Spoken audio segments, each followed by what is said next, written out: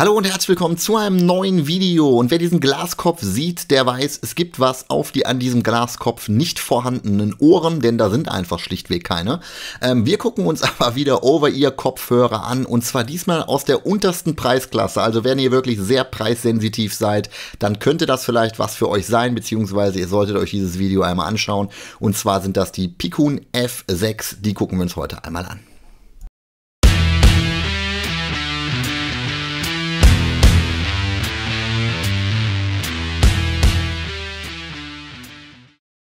Ja, Faktencheck gibt's hier nicht viel, denn es gibt einzig und allein die verschiedenen Farben, die verfügbar sind auf der Rückseite, und hier noch das Logo für die hochauflösenden Kodi, die bei mir nicht funktioniert haben, aber das ist eine andere Geschichte. Also ihr bekommt diese verschiedenen Farben hier angeboten für diesen Kopfhörer, und wer da Ähnlichkeiten zu teureren Modellen erkennt, dem kann ich nicht widersprechen.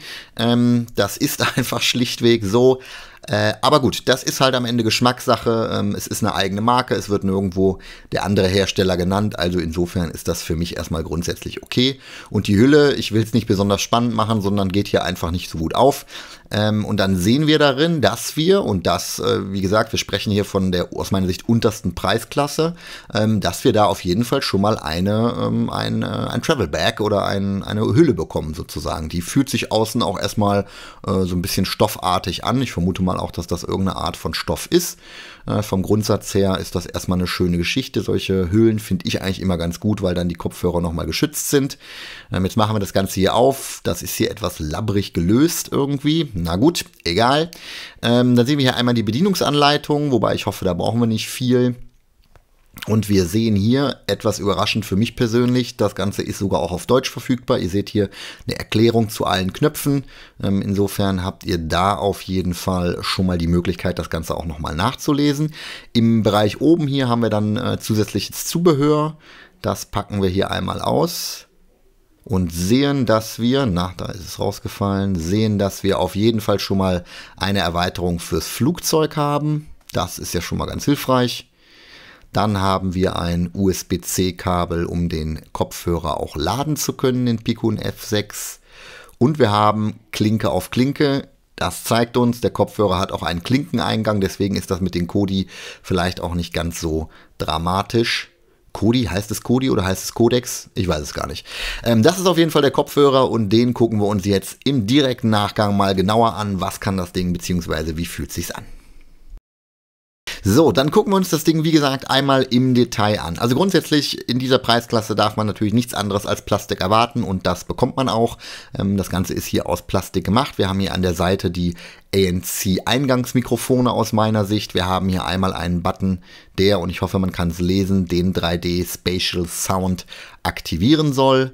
Wir haben hier ein Mikrofon, wir haben eine LED, die uns den aktuellen Zustand anzeigt. Wir haben einen Klinkenstecker, wie gesagt, finde ich persönlich immer ganz gut. USB-C, dann haben wir hier den Ein-Ausschalter, lauter, leiser, Wippe, und einmal den Button für ANC, um durchzuschalten die verschiedenen Modi, und das ist die LED, die euch den ANC-Modus dann auch anzeigt.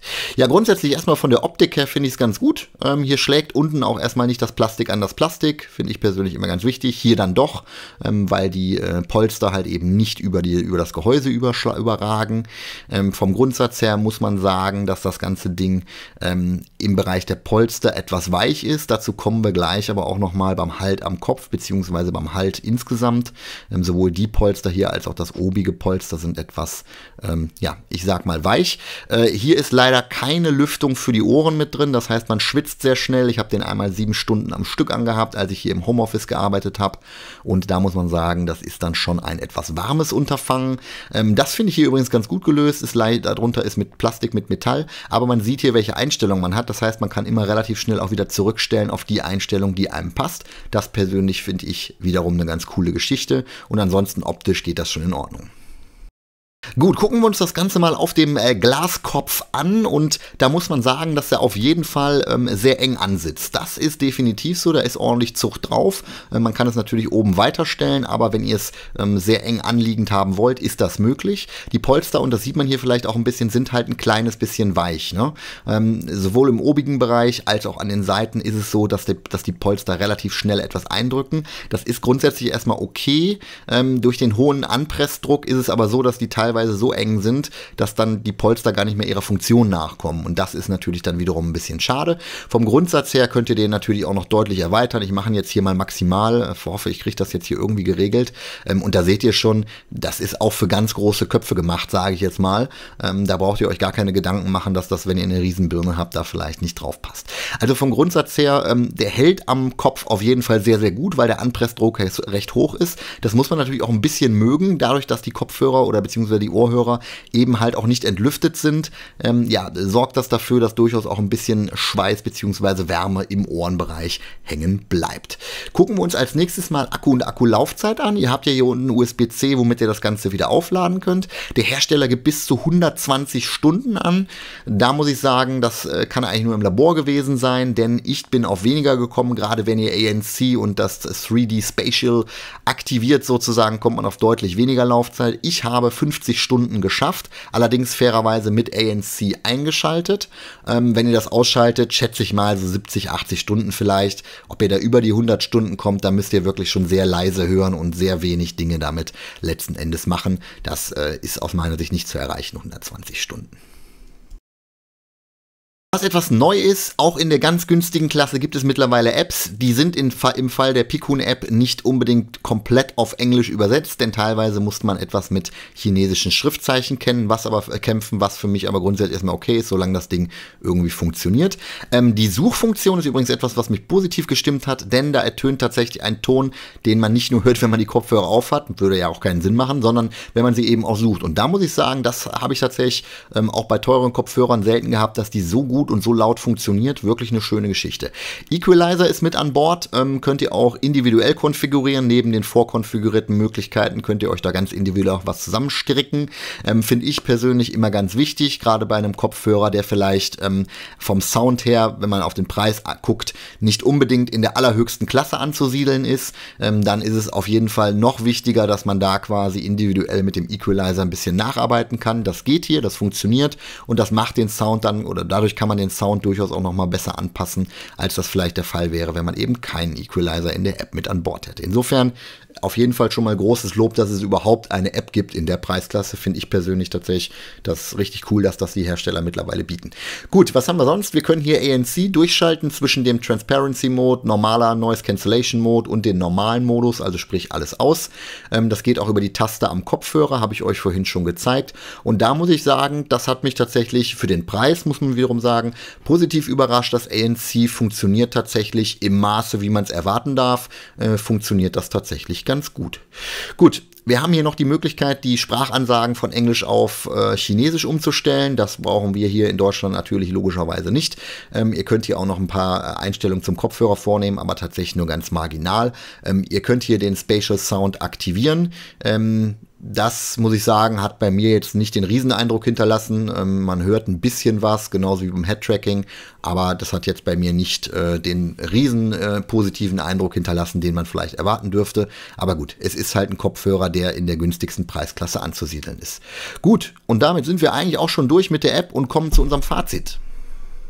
Und zwar erstmal zum Fazit des Sounds, bevor wir nachher direkt im Anschluss zum Gesamtfazit kommen. Dazu, und ihr kennt es, wenn ihr die Videos hier schon mal öfter verfolgt habt, ich habe mir hier so ein paar Lieder rausgesucht, beziehungsweise im Internet mal geguckt, was sind denn so Lieder, die man als Referenzsongs verwenden kann. Das hier sind die, die ich immer durchhöre. Das ist ein etwas längeres Unterfangen, aber die Zeit nehme ich mir, weil das auf jeden Fall sinnvoll ist, um nochmal so ein bisschen rauszuhören, wie denn der Sound letzten Endes funktioniert. Die Abdeckung ist sehr eng, sodass der Bass auf jeden Fall drückend ist. Das muss man ganz klar sagen. Also wenn ihr basslastig mögt, ist das auf jeden Fall eine ganz gute Geschichte hier. Insgesamt ist es so, dass der Sound, also ich sag mal so, der Kopfhörer ist wie gesagt in der niedrigsten Preisklasse angesiedelt. Und dafür ist das auch schon okay. Diese 3D-Funktionalität würde ich nicht nutzen, hat bei mir, hört man zwar etwas raus, aber es hat bei mir nicht den positiven Eindruck hinterlassen. Insgesamt würde ich aber tatsächlich sagen, wenn ihr basslastig mögt, das ist, glaube ich, ein bisschen eine Voraussetzung, weil die Kopfhörer sind eher basslastig ausgelegt, dann ist das auf jeden Fall was für den Preis schon sehr, sehr in Ordnung geht. ANC funktioniert tatsächlich auch positiver, als ich das gedacht hätte. Für einen Kopfhörer in dieser Preisklasse ist das schon okay und im Zweifel könnt ihr übrigens, um den Codec zu umgehen, auch den Klinkenstecker natürlich anschließen. Damit sind wir beim Fazit angekommen und was soll man sagen zu diesem Kopfhörer? Also erstmal muss er euch optisch gefallen, weil ich glaube, das ist natürlich schon mal eine wichtige Komponente. Grundsätzlich ist das Ding aus Plastik und die Polster sind etwas weich. Das war vielleicht fast schon ein bisschen zu erwarten für den Preis. Ansonsten die Funktionen hier unten, das mit dem 3D Spatial Sound, da würde ich sagen, da darf man sich nicht drauf verlassen. Im Gegensatz zu ANC. ANC hat bei mir ganz gut funktioniert und das Grundrauschen, was man ja oft hat, ist auch relativ leise. Insgesamt würde ich das Paket bezeichnen als Preis-Leistungs-Verhältnis in Ordnung, wenn man basslastige Kopfhörer mag. Also es muss tatsächlich schon, dieses Bass-Thema muss bei euch ein bisschen präsent sein, denn die dichten recht gut ab und das führt dazu, dass ihr am Ende den Bass auch ordentlich auf die Ohren bekommt. Wenn ihr das Ding aufhabt, ist es für mich völlig okay. Das sitzt eigentlich ganz gut. Was etwas schade ist, dass man die Kopfhörer oder beziehungsweise die Muscheln nicht einklappen kann. Das finde ich persönlich ein bisschen schade. Aber gut, darf man vielleicht in der Preisklasse am Ende auch nicht erwarten. Ihr habt einen Klinkenstecker mit an Bord, das heißt, ihr müsst euch nicht auf irgendeinen Codec verlassen. Ja gut, also das Ding kostet 45 € und dafür finde ich, ist es schon okay, was man bekommt. Aber man darf halt natürlich nicht erwarten, dass man hier einen hochpreisigen Kopfhörer mit entsprechenden Funktionen, Verarbeitung und Sound bekommt. Wenn ihr noch Fragen habt, schreibt mir gerne in die Kommentare. Ich bedanke mich bei euch fürs Zusehen und sage am Ende wie immer, Alexa, komm raus. Okay.